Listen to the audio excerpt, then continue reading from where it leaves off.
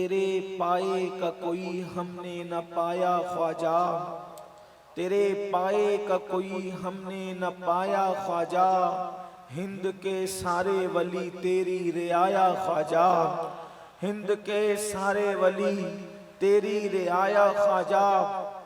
اور جوش و مستی میں بہت آئے تھے ایسے لمحے، جوش و مستی میں بہت آئے تھے ایسے لمحے، میں بہک جاتا مگر تم نے بچایا خواجہ، میں بہک جاتا مگر تم نے بچایا خواجہ۔ اور مکر شیطان سے مریدوں کو بچا لیتے ہو، مکر شیطان سے مریدوں کو بچا لیتے ہو، اس لیے پیر تمہیں اپنا بنایا خواجہ، اس لیے پیر تمہیں اپنا بنایا خواجہ۔ اور سید خستہ کو امید حضوری کب تھی، سید خستہ کو امید حضوری کب تھی، صدقے جاؤں تیرے کیا خوب بلایا خواجہ، صدقے جاؤں تیرے کیا خوب بلایا خواجہ۔ سرکار غریب نواز ہندوستان کی سرزمین کے بادشاہ ہے، یہ میں اور آپ نہیں کہتے، بلکہ ایک انگریز جب اس نے ہندوستان کی وزٹ کی، ہندوستان کا دورہ کیا، تو اس نے اپنی ڈائری میں اس بات کو لکھا اور برملا کہا کہ میں نے ایک فقیر کو اپنی قبر میں لیٹے ہوئے پورے ہندوستان پر حکومت کرتے دیکھا ہے۔ انگریز کو یہ بات سمجھ میں آئی، بعض مولویوں کو اب تک یہ بات سمجھ میں نہیں آتی، لیکن اس نے کہا کہ میں نے ایک فقیر کو اپنی قبر میں لیٹے ہوئے پورے ملک پر، بھارت پر حکومت کرتے دیکھا ہے، اور وہ فقیر لوگوں کی چوکھٹ کا فقیر نہیں ہے، وہ فقیر لوگوں کے دروازے کا فقیر نہیں ہے، بلکہ وہ فقیر محمد الرسول اللہ کا فقیر ہے۔ اس کی فاں میں فاقے کی جلوہ گری ہے، اس کی قاف میں قناعت کی رانائیاں ہیں، اس کی یا میں یاد الہی کے جلوے ہیں، اور اس کی راہ میں رب سے رشتہ محبت بے وصف ہے۔ لوگ فقیر سمجھتے ہیں مانگنے والے کو، فقیروں کی دو قسم ہوتی ہے، ایک مانگنے والا فقیر ہوتا ہے، وہ تو کوئی بھی بن جاتا ہے، لیکن جو فقیر محمد الرسول اللہ کا ہوتا ہے، پھر اس کے پاس اللہ اکبر فاقہ بھی ہوتا ہے، قناعت بھی ہوتی ہے، یاد الہی بھی ہوتی ہے، اور رب سے رشتہ محبت بھی ہوتا ہے۔ اس لیے تصوف میں جب فقیر کہا جاتا ہے تو ان چیزوں کا جب کوئی بندہ سنگم ہوتا ہے تب کہیں جا کر وہ فقیر کہلاتا ہے۔ حیرت کی بات یہ ہے، اللہ اکبر، ایک بزرگ اپنی قبر میں آرام کرتے ہوئے پورے ملک پر حکومت کر رہے ہیں۔ اگر اس انگریز کی بات اللہ اکبر یہ مانی جائے، بلکہ مانی ہی جائے، تو پھر میں آپ سے کہنا چاہتا ہوں حق یہ ہے، بلکہ حق کی شان یہ ہے جو سر چڑھ کر کے بولتا ہے۔ جب رسول اللہ کے فقیر کی یہ شان ہے کہ وہ قبر میں آرام کرتے ہوئے پورے ملک پہ حکومت کر سکتا ہے، تو جب بیٹے کی شان کا یہ عالم ہے تو محمد الرسول اللہ کی شان کا عالم کیا ہوگا، رسول اللہ کی شان کا عالم کیا ہوگا۔ اسی لیے آپ دیکھیں جب تک غریب نواز ہندوستان میں نہیں آئے تھے، اس ملک کے سمراٹ ہوا کرتے تھے، اس ملک کے مہاراجا ہوا کرتے تھے، لیکن جب سے غریب نواز ہندوستان میں آئے، پرتھوی راج چوہان کے بعد اکھنڈ بھارت کا کبھی کوئی سمراٹ نہیں بن سکا۔ اس کی وجہ یہ ہے کہ پرتھوی راج گیا، اس کے بعد مسلمانوں کی حکومت تھی، کبھی غوری آیا، اللہ اکبر، کبھی غوریوں کی حکومت رہی، کبھی مغلوں کی حکومت رہی، کبھی جو ہے وہ عادل شاہی حکومت ایک علاقے میں رہی، حکومتیں الگ الگ رہی، لیکن جس وقت مغلوں کا آخری بادشاہ بہادر شاہ ظفر گیا، اس کے بعد پھر انگریز اس ہندوستان میں آ گئے، اور انگریز گئے تو ملک کا بٹوارا ہو گیا۔ لیکن آپ دیکھ رہے ہیں کہ غریب نواز کی آمد کے بعد پھر کوئی کلمے کا انکار کرنے والا بھارت کا سمراٹ کیوں نہیں بن سکا؟ اس کی وجہ یہ ہے کہ ایک ملک میں دو سمراٹ کبھی جمع نہیں ہوتے۔ محمد الرسول اللہ نے غریب نواز کو ہندوستان کا سمراٹ اور راجہ بنا کر کے بھیجا، اس لیے جب سے وہ آئے ہیں انہی کی حکومت چل رہی ہے، اور ان کے غلام تخت پر بیٹھتے رہے، اور ہم لوگوں سے کہتے ہیں حکومت وقت یاد رکھے، یہاں تو کل دوسرا رہے گا، زمین ہندوستان کا راجہ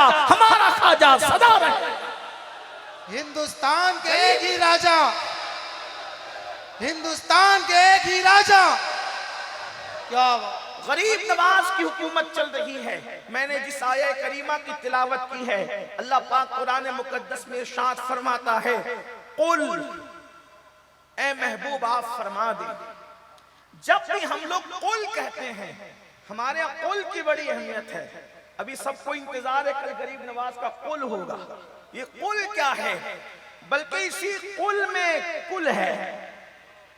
راجستھان میں بات کر رہا ہوں. ایک ہوتا ہے قل بڑی قاف سے، ہے نا، قل، اور ایک ہوتا ہے کل چھوٹی قاف سے. تو اس قل میں کل ہے، یعنی سب کچھ ہے. اب یہ قل کیا چیز ہے؟ تو قل اتنی محبت کی چیز ہے. پورے قرآن میں جگہ جگہ قل، اور جہاں ہے قل اس کا مطلب ہوتا ہے محبوب آپ فرما دیں. کیا مطلب ہوا؟ محبوب آپ فرما دیں. یہاں ایک بات کہوں عقیدے کی، توجہ فرمائیں. اگر کسی کا یہ ذہن ہے کہ ہم رسول اللہ کی طرح ہیں یا رسول اللہ ہماری طرح ہیں، تو ہم ان سے کہتے ہیں کہ اللہ نے جو باتیں محبوب سے کہی ہے قل کہہ کر، تو کیا کبھی آپ سے بھی کہی؟ اور جو بات محبوب کہتے ہیں، جو بات محبوب کہہ دیں، آپ کہیں تو کبھی کفر ہو جائے اور آپ کہیں تو کبھی گمراہی ہو جائے. کوئی کہہ دے یا کون کہہ سکتا؟ یہ سب اہل ایمان ہیں، سادات علماء ہیں. کوئی کہہ سکتا ہے جو حضور نے کہی. کیا کہی حضور نے؟ اور خود نہیں کہی، اللہ نے فرمایا قل آپ فرما دیں. جگہ جگہ قل آپ فرما دیں، قل آپ فرما دیں، قل آپ فرما دیں. کیا فرما دیں؟ اللہ کلام تیرا ہے. دیکھو قرآن حضور کا کلام نہیں ہے. قرآن کس کا کلام ہے؟ اللہ کا کلام ہے. اللہ کلام تیرا ہے، تو فرما. تو محبوب سے کہتا ہے آپ فرما. کلام تیرا اور تو کہتا ہے آپ فرما. آپ فرمائیں، آپ فرمائیں. اس کی وجہ بتاؤں؟ اس کو یہاں رکھیے، ملانے کے لیے، سمجھانے کے لیے. آپ کو آپ کے بچے سے پیار ہوتا ہے، ٹھیک؟ بچہ آپ کو توتلی زبان میں کہتا ہے ابو، تو آپ کہتے ہیں کیا؟ وہ کہتے ہیں ابو. آپ کہتے ہیں کیا؟ وہ کہتے ہیں ابو. یہ بار بار کیوں آپ اس سے بلوا رہے ہیں؟ کیوں بلوا رہے ہیں؟ کیوں؟ اس لیے کہ اس کی بولی آپ کو پسند ہے، اس کی بولی آپ کے من کو بھاتی ہے، آپ کو اچھی لگتی ہے. اس لیے آپ کہتے ہیں کیا؟ مطلب میں بار بار بولتا رہے، بار بار بولتا رہے، بار بار بولتا رہے، بلا تمثیل، بلا تمثیل، بلا تمثیل. اللہ کی کوئی اولاد نہیں ہے. اللہ نے اپنی پوری کائنات میں اگر سب سے زیادہ کسی کو چاہا ہے، اور بلکہ اگر کسی کو چاہا ہے، اور اگر صرف کسی کو چاہا ہے، تو وہ کوئی اور نہیں ہے، وہ آمنہ کا لال ہے، وہ عبداللہ کا جگر پارا ہے. ہم جس کا کلمہ پڑھتے ہیں وہی محمد الرسول اللہ ہے. اللہ سب سے زیادہ جن کو چاہتا ہے. میں کہتا ہوں کوئی ایک ایسا کام تو بتاؤ جو اللہ نے محبوب کے لیے نہ کیا ہو. کائنات بنائی محبوب کے لیے، زمین بنایا محبوب کے لیے، آسمان بنایا محبوب کے لیے، ستاروں کی انجمن سجائی محبوب کے لیے، زمین بنائی، زمین کا سبزہ بنایا محبوب کے لیے، گرتے ہوئے آبشار محبوب کے لیے، بلکاتی ہوئی ندیاں محبوب کے لیے، سمندر کی طغیانی محبوب کے لیے، شفق کا جمال محبوب کے لیے، افق کی سرخیاں محبوب کے لیے، یہ نورانی چہرے محبوب کے لیے، یہ زبانیں محبوب کے لیے، جسم میں جان محبوب کے لیے. بلکہ میرے امام تو یہاں تک کہتے ہیں زمین و زمان تمہارے لیے، مکین و مکان تمہارے لیے، چنین و چنا تمہارے لیے، بنے دو جہاں تمہارے لیے. دہن میں زباں، دہن میں زباں، دہن میں زباں، دہن میں زباں، بدن میں ہے جان. ہم آئے یہاں، اٹھے بھی وہاں تمہارے لیے. اشارے سے چاند چیر دیا، گئے ہوئے کھر کو پھیر لیا، گئے ہوئے دن کو اثر کیا. یہ تاب و تما تمہارے لیے. اللہ اکبر. جنا میں چمن، چمن میں سمن، سمن میں فبن، فمن میں دلہن، سزائیں میں ہن، بے ایسے میں نن. یہ امن و اما تمہارے لیے. یہ مرحمتیں کہ کچی متیں نہ چھوڑی لتیں نہ اپنی کتیں، قصور کریں اور ان سے بھریں قصور جنا تمہارے لیے. صبا وہ چلے کہ باغ پھلے، وہ پھول کھلے کہ دل ہو بھلے، لوا کے تلے سنا میں کھلے. ہماری زبان تمہارے لیے. نعرہ رسالت، نعرہ سرکار کی آمد، سرکار کی آمد. سبحان اللہ. سب بنایا ان کے لیے. اور حضور تاج الشریعہ کہتے ہیں اور بڑے خوبصورت انداز میں کہتے ہیں آپ کی خاطر بنائے دو جہاں اور اپنی خاطر جو بنایا آپ ہیں. اپنی خاطر جو بنایا آپ ہیں. سب کچھ انہی کے لیے. ایک مقام پہ میرے امام کہتے ہیں وہ جو نہ تھے تو کچھ نہ تھا، وہ جو نہ ہو تو کچھ نہ ہو. جان ہے وہ جہان کی، جان ہے تو جہان ہے. قل آپ فرما دیں. کہیں کہتا ہے قل یا ایھا الکافرون، کہیں کہتا ہے قل هو اللہ احد، کہیں کہتا ہے قل ان کنتم تحبون اللہ. الگ الگ مقامات پر کہا جا رہا ہے. اور یہاں جو بات کہی جا رہی ہے قل، آپ کو اپنے بچے کی بات پسند، آپ اس سے بار بار کہلواتے ہیں، اور خدا کو اپنے محبوب کی بات پسند. تو اللہ تعالیٰ اپنی بات بھی توجہ کریں.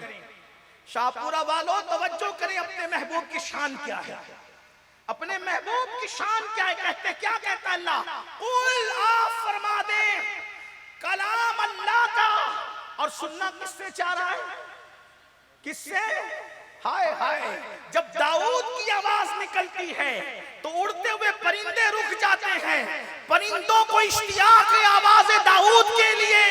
اور محبوب کی آواز کی کیا شان ہے کہ اللہ اپنا کلام بھی اپنے محبوب کی زبان سے سننا چاہتا ہے. اسی کو استاد زمن کہتے ہیں قل کہہ کے اپنی بات بھی لب سے تیرے سنی، قل کہہ کے اپنی بات بھی لب سے تیرے سنی. اللہ کو ہے اتنی تیری گفتگو پسند، اللہ کو ہے اتنی تیری گفتگو پسند. اب فرمایا جا رہا ہے قل، فرمایا کیا کہیں؟ اب حضور جو کہہ رہے ہیں وہ کوئی نہیں کہہ سکتا. کیا؟ ان کنتم تحبون اللہ. آپ کہیں محبوب کہ اگر تم اللہ سے محبت کرتے ہو تو کیا کریں؟ فاتبعونی، میرے پیچھے پیچھے چلو، میری پیروی کرو، میری نقل کرو. یعنی جو میں کرتا ہوں وہی کرنا. اس کو کہتے ہیں فاتبعونی، اتباع کرنا. کیا؟ میری نقل کرو، میرے پیچھے چلو. کیسے؟ جیسے میں کھاتا ہوں، ہیروں کے طریقے پہ نہیں کھانا. جیسے میں محمد کھاتا ہوں صلی اللہ علیہ وآلہ وسلم، روحی فدا، ویسے کھاؤ. جیسے میں سوتا ہوں ویسے تم بھی سو. جیسے میں نے شادیاں کی ویسے تم بھی کرو. جیسے میں بولتا ہوں ویسے تم بھی بولو. جیسے میں اٹھتا ہوں ویسے تم بھی اٹھو. جیسے میں بیٹھتا ہوں ویسے تم بھی بیٹھو. جیسے میں جھکتا ہوں ویسے تم بھی جھکو. جیسے میں زمین پہ سر رکھتا ہوں تم بھی رکھو. کیا ہوگا؟ تو کہا میرے جھکنے کی طرح جھکو گے، اوروں کی طرح جھکو گے تو جھکنا کہلائے گا، میری طرح جھکو گے تو رکوع بن جائے گا. اوروں کی طرح سر زمین پہ رکھو گے تو ماتھا زمین پہ ٹیکنا اور رگڑنا ہوگا. لیکن میری اتباع میں پیشانی کو زمین پہ رکھو گے تو وہ سجدہ ہو جائے گا. اور اس میں ملے گا کیا؟ جب تو زمین پہ پیشانی کو رکھے گا میری اتباع میں، میری پیروی میں، میری نقل میں، تو اللہ اور تیرے درمیان جتنے پردے وہ سب اٹھا دیے جائیں گے اور تجھے اللہ کا قرب نصیب ہو جائے گا. فاتبعونی، ہر معاملے میں اتباع کرو. پھر کیا ملے گا؟ تو اللہ فرماتا ہے محبوب کہے یحببکم اللہ. محبوب کی نقل کرنے پر، اتباع کرنے پر تم بھی محبوب بن جاؤ گے. محبوب بننے کا کتنا آسان نسخہ. میرے بھائی سید صاحب کہہ رہے تھے غریب نواز محبوب بنے. میں نے کہا سب کو محبوب بننے کا طریقہ دیا گیا ہے. سبحان اللہ. اور آسان کتنا ہے. فاتبعونی، بس اتباع کرو. غریب نواز نے اتباع کی. ابھی میں آگے عرض کروں گا، وقت رہا تو اس لیے کہ بارش آ رہی تھی. میں نے مولانا سلیم صاحب سے کہا تھوڑی دیر میں بات کروں، سید صاحب کر لیں، قائد محترم کو بلا لیں، اس لیے کہ موسم بیان اور پروگرام کی موافقت میں اور حمایت میں نہیں لگتا. میں کبھی نہیں کہتا ہوں کہ موسم خراب ہے، اس لیے کہ موسم دوسروں کے خراب ہوتے ہیں. ہمارا ہاں موسم خراب نہیں ہوتا. اللہ گرمی دے وہ بھی اچھا، اللہ سردی دے وہ بھی اچھی، اللہ برسات دے وہ بھی اچھا. اور ہمارے یہاں بارش آتی ہے تو بارش کی بڑی برکت ہے. میرے آقا فرماتے ہیں جتنے قطرے ٹپکتے ہیں ہر قطرے کو فرشتہ اپنے ہاتھ میں لے کے اترتا ہے. تو جتنے قطرے اترتے اتنے فرشتے اترتے ہیں. اسی لیے ہمارے بزرگوں نے فرمایا جب کسی کام کے شروع یا اختتام پر یا اس کے درمیان بارش ہو جائے سمجھ لو کہ وہ کام اللہ نے قبول فرما لیا. شاہ پورہ والوں اپنی محفل قبول ہو گئی. غریب نواز سرکار کی محفل قبول ہو گئی ہے. انشاءاللہ ہماری نجات ہے, اس کی برکت سے انشاءاللہ نجات ہے. تو عرض یہ کر رہا تھا فاتبعونی, میرے محبوب کی اتباع کرو. ہوگا کیا یحببکم اللہ, تو اللہ تمہیں اپنا محبوب بنا لے گا. اللہ جب تو ہمیں محبوب بنا لے گا, ہم تو گناہ کر چکے, اب تیرے حبیب کی پیروی کرنے نکلے اور تو محبوب بنا لے گا. ہم تو جرائم کر چکے اور تیرے محبوب کی پیروی کرنے نکلے, پھر تو کہتے ہیں محبوب بنا لے گا. ادھر تو محبوب بنائے گا اور ادھر لوگ کہیں گے کہ ایسا تھا ویسا تھا یہ تھا وہ تھا. اللہ فرما رہا ہے تو گھبراتا کیوں ہے, میرے محبوب کی پیروی تو کر. یحببکم اللہ, میں تجھے اپنا محبوب بنا لوں گا. اور جس کو محبوب بنا دیتے ہیں پھر اس کو گنہگار نہیں رکھتے, پھر اس کو مجرم نہیں رکھتے, پھر اس کو خطاکار نہیں رکھتے, پھر اس کو پاپی نہیں رکھتے. پھر کیا کرتے, وَيَغْفِرْ لَكُمْ ذُنُوبَكُمْ وَاللَّهُ غَفُورٌ رَحِيمٌ. جس کو محبوب بنا لیتے ہیں اس کے گناہوں کو معاف بھی کر دیتے ہیں اور اس کی مغفرت بھی فرما دیتے ہیں. اور اللہ بخشنے والا مہربان ہے. اب پتا چلا, محبوب بننے کا طریقہ پتا چل گیا. حضور کی اتباع کرتے رہو, حضور کی پیروی کرتے رہو, حضور کے پیچھے چلتے رہو تو تم بھی محبوب بن جاؤ گے. لیکن ہاں یہ بات یاد رکھنا, ہر محبوب یکساں نہیں ہوتا, ہر محبوب کا مرتبہ برابر نہیں ہوتا. محبوب الگ الگ ہے. محبوب سبحانی کا مقام الگ ہے, محبوب الہی کا مقام الگ ہے. اللہ اکبر. محبوب یزدانی کا مقام الگ ہے. اللہ اللہ. لیکن آئیں اب محبوب بننے کا طریقہ اسی محبوب سے سنتے ہیں, اسی محبوب سے پتا کرتے ہیں جو اللہ کا محبوب تھا اور جس کی پیشانی پر نور کے قلم سے لکھا گیا تھا ھذا حبیب اللہ مات فی حب اللہ. یہ اللہ کا محبوب ہے اور اللہ کی محبت میں دنیا سے گیا ہے. انہوں نے محبوب بننے کا طریقہ کیا بتایا. بڑی معذرت کے ساتھ ہم یہودیوں کے طریقے پر چلیں گے محبوب نہیں بنیں گے, ہم مشرکین کے طریقے پر چلیں گے محبوب نہیں بنیں گے, ہم اللہ اکبر جوؤں کے اڈوں پر جائیں گے محبوب نہیں بنیں گے, مسجدوں کو ویران کریں گے محبوب نہیں بنیں گے, شراب کے اڈوں پر جائیں گے محبوب نہیں بنیں گے. آپ سے پوچھنا چاہتا ہوں, وقت کا رائے پتورا آج بھی آنکھیں دکھا رہا ہے لیکن اس کو سزا کیوں نہیں ملتی. وجہ ایک ہے کہ ہم محبوب نہیں بن پا رہے ہیں. جو قوم حجام کی کرسی پر بیٹھ کر چہروں سے داڑیاں مڈا کر گٹروں میں پھینکوائے وہ اللہ کی محبوب کیسے بن سکتی ہے. جو سود کے حرام دھندے کر کے اپنے پیٹ میں جہنم کی آگ ڈالے وہ قوم محبوب کیسے بن سکتی ہے. جو قوم رات کے 3 بجے تک زنا کے مناظر فلموں کے اندر دیکھے وہ قوم محبوب کیسے بن سکتی ہے. ایک مرتبہ میں سوچنے لگ گیا, بیٹھ کر کے سوچا یا اللہ, جس مذہب نے عورت کے چہرے کو دیکھنا حرام قرار دیا پاپ کی نظر سے, عورت کے چہرے کو توجہ کریں, جو مذہب عورت کے چہرے کو دیکھنے سے منع کرتا ہے, اے اللہ اگر عورت کا چہرہ دیکھے پاپ کی نظر سے تو کیا ملے گا. تو اللہ نے محبوب سے کہلوایا, اللہ کے رسول نے فرمایا میں اپنی قوم کے جوانوں کی توجہ چاہتا ہوں, لوگوں سے نفرت کرتے کرتے اب اپنے آپ سے بھی تو نفرت نہ کرو, لوگوں سے دوریاں اختیار کرتے کرتے اپنے جسم کبیر پر بھی تو ظلم نہ کرو.